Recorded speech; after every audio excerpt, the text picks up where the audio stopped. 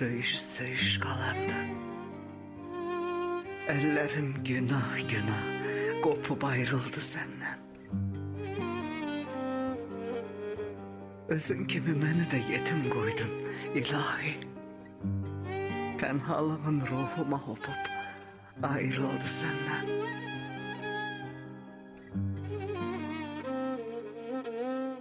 İkimiz de başıboş ne ömrü yaşayırıq.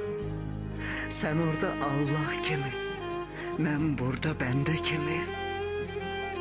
Ya bir ucuz ölüm ver, ben dönüm vətənimə. Ya da özün durup gel, qovduğun kəndə kimi. Ruhumun kulağına ecel sesi üfür. Cehennem yuxusundan ayılım artık. Yeter. Görüm ki bunca ümit, hayal kırıklıkları sadece bir yol imiş. Sana çatana kadar.